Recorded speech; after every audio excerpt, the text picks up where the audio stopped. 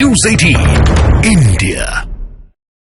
बड़ी खबर इस वक्त की आपको बताएं, पाकिस्तान में शहबाज शरीफ की सरकार बनने वाली है। शहबाज शरीफ पाकिस्तान के प्रधानमंत्री बनेंगे। नवाज शरीफ की पार्टी पीएमएलएन और बिलावल भुट्टो जरदारी की पार्टी पीपीपी के बीच में समझौता हो चुका है। समझौते के तहत नवाज शरीफ की पार्टी के प्रमुख शहबाज शरीफ प्रधानमंत्री बनने वाले हैं, जबकि बिलावल के पिता आसिफ अली जरदारी एक बार फिर से राष्ट्रपति बनेंगे। तो बड़ी खबर पाकिस्तान से।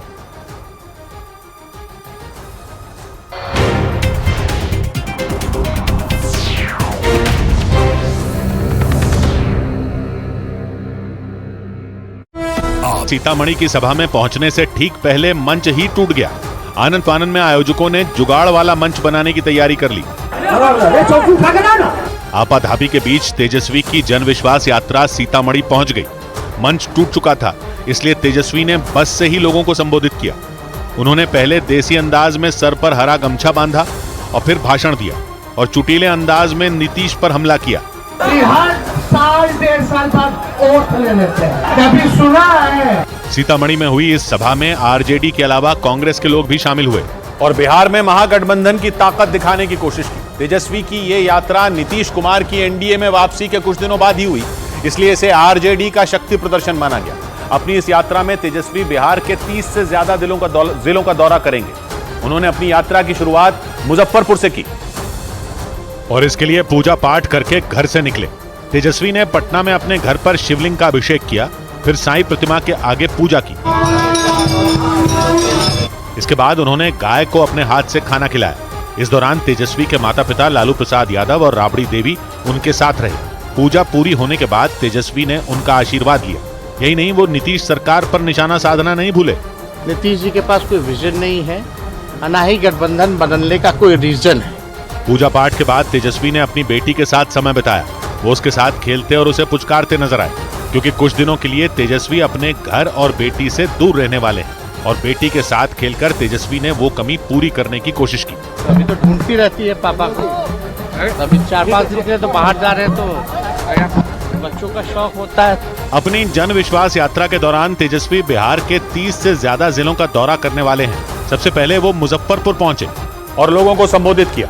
तेजस्वी की जन विश्वास यात्रा की तैयारी में आरजेडी पिछले कई दिनों से जुटी हुई थी, क्योंकि इस यात्रा को बिहार में आरजेडी का शक्ति प्रदर्शन माना जा रहा है। मुजफ्फरपुर पहुंचे तेजस्वी ने यात्रा का आगाज भी इसी अंदाज में किया और एमवाय के बाद बीएएपी समीकरण देते हुए आरजेडी को हर समुदाय की पार्टी साबित करने की कोशिश की। हम कहना चाहते हैं, माई के साथ साथ बाप की भी पार्टी है।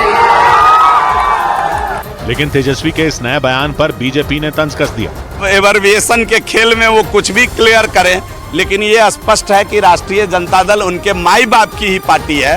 मुजफ्फरपुर में बोलते हुए तेजस्वी ने बताया कि बीएएपी बाप में बी का मतलब बहुजन, पहले ए का मतलब अगड़ा, दूसरे ए का मतलब आबादी और पी का मतलब पुअर यानी गरीब है। लेकिन इस बयान पर तेजस्वी की यात्रा के पहले ही दिन सियासी पारा चढ़ गया। उधर महाराष्ट्र विधानसभा में मराठा आरक्षण बिल सर्वसम्मति से पास हो गया। इस बिल में मराठा समुदाय के लोगों को नौकरियों और शिक्षा में 10% आरक्षण देने का प्रावधान किया गया। विधानसभा से पास होने के बाद इस बिल को महाराष्ट्र के विधान परिषद में पेश किया गया। राज्यपाल की मुहर के बाद यह बिल कानून बन जाएगा और कानून बनते ही आरक्षण के लिए लंबी लड़ाई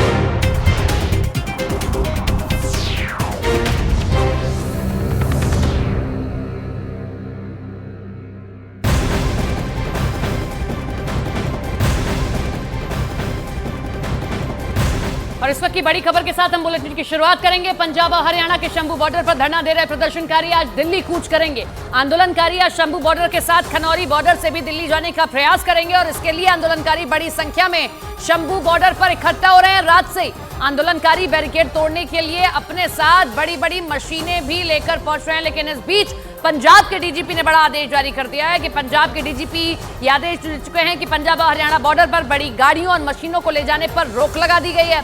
साथ ही पुलिस निर्देश दे रही है कि इन मशीनों को शंभू और खनौरी बॉर्डर पर ले जाने से रोका जाए। इस वक्त की बड़ी खबर देखिए किस तरीके से हम आपको दिखा रहे हैं कि बड़ी मशीनों के साथ ये सभी पहुंच रहे हैं। जेसीबी है इनके पास में, क्रेन्स है इनके पास में और तो और आंसू गैस के गोलों से बचने के लिए भी अपने साथ मशीनें लेकर आए हैं, पतंगबाजों को आगे रख रहे हैं ताकि किसी भी तरीके का अगर ड्रोन उड़ाया जाता है तो ये उससे भी बच सके। क्योंकि पिछली बार हमने देखा था कि किस तरीके से ड्रोन के जरिए आंसू गैस के गोले छोड़े गए और इस बार ये बड़ी तैयारी के साथ आ रहे हैं। बैठक हुई लेकिन सभी बातचीत फेल रही, किसान कोई भी मांग मानने को तैयार नहीं है। 5 फसल जिन पर एमएसपी तय कर दी गई कि बढ़ा दी जाएगी या चीजें कर दी जाएंगी, लेकिन वो इस पर नहीं माने हैं। उनका कहना है कि जो हम फसलें बता रहे हैं सभी पर आप विशेष सत्र लाइए और कानून बनाइए एमएसपी पर। और चलिए अब आपको ये बताते हैं कि पंजाब के डीजीपी को हरियाणा और पंजाब बॉर्डर पर बड़ी और हेवी मशीनों को ले जाने पर रोक का आदेश आखिर जारी करना पड़ा क्यों?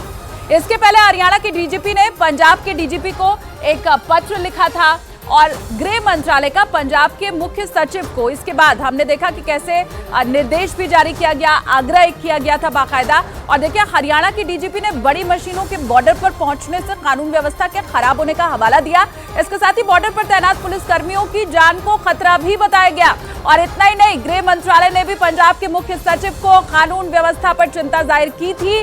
पंजाब के मुख्य सचिव को कानून व्यवस्था खराब करने वाले उपद्रवियों पर एक्शन लेने के लिए कहा गया था। बस इसी के बाद पंजाब के डीजीपी के आदेश आया और पंजाब साथ ही हरियाणा बॉर्डर पर बड़ी और हैवी मशीनों को ले जाने पर रोक लगा दी गई है।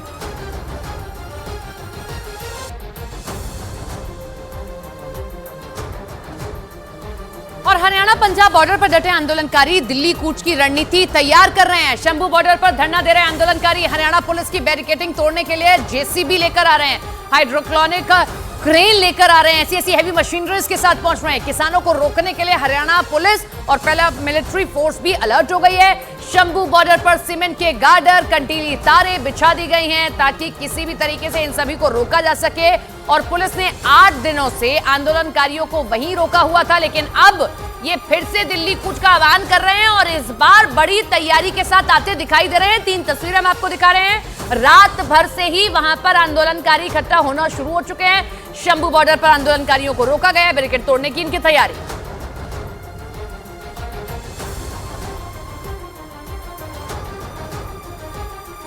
और किसानों ने दिल्ली कूच का फैसला केंद्र से हुई मीटिंग के बाद लिया है। केंद्र ने कपास, मक्का, मसूर, अरहर और उड़द यानी कि 5 फसलों पर एमएसपी देने का प्रस्ताव दिया था। किसानों ने यह प्रस्ताव खारिज कर दिया। चलिए आपको बताते हैं कि पेच आखिर फंसा हुआ कहां पर है।